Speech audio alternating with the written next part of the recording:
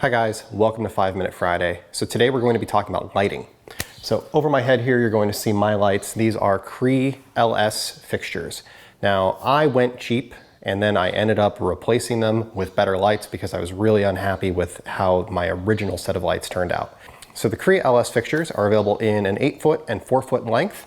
I have an 8 with a 4, an 8 with a 4. This section here is 2 8s, and then I've got another 8 and a 4 that are behind the camera.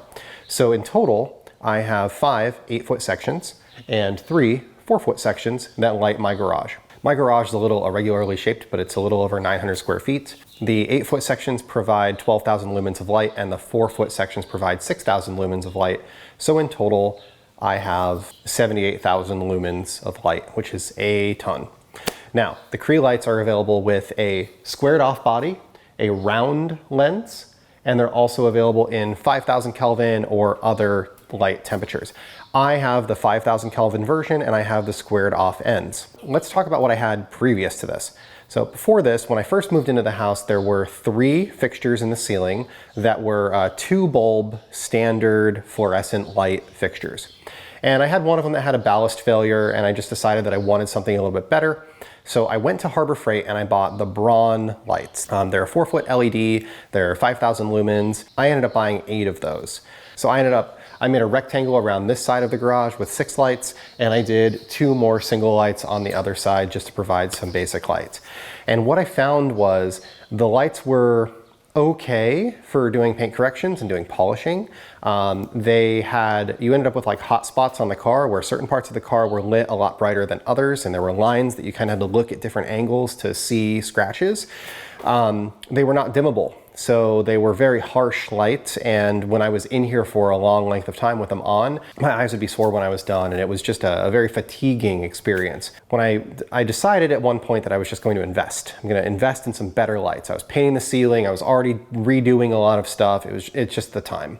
So I bought the Cree lights. In total, they're about $3,000 worth of lights, and then there's shipping and some other stuff involved.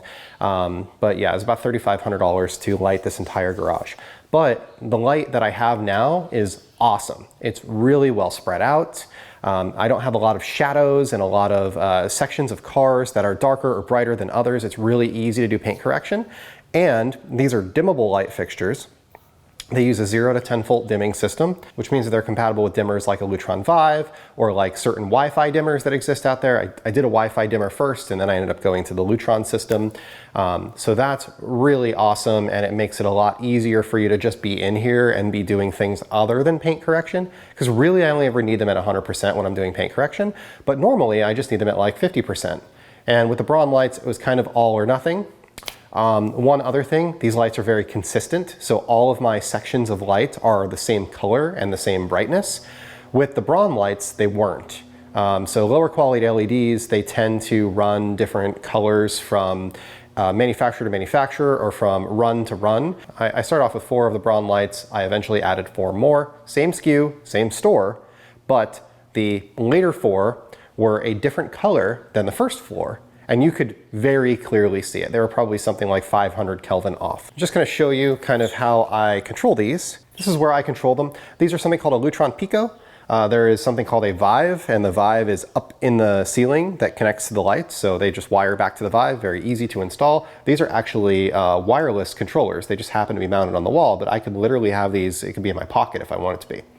So we have an off button, we have a full brightness button, and then this will take it to the last brightness that you were currently at before shutting them off. So if I just press this, we're gonna see the lights back there come on, and they come on kind of dimly.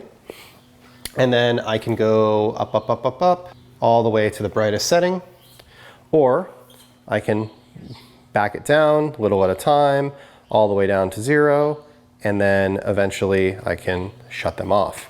So I've got tons of control from 0 to 100, easily settable. Tap the switch when you're coming in. The kids can figure out how it works. It's not that hard, and those dimmers work really, really well. So all in, for a reasonable garage, you're probably looking at about a $4,000 budget in total. But I think it's one of those things where it's worth it. My original Braun lights that I did were something like $50 a fixture. So with 8 of those, I probably spent $400, didn't have the ability to dim them. So I realized this is 10x the cost That is not an insignificant jump, but I think if you're going to be doing work in your garage, especially if you're doing paint correction and detailing, investing in better lights is the way to go.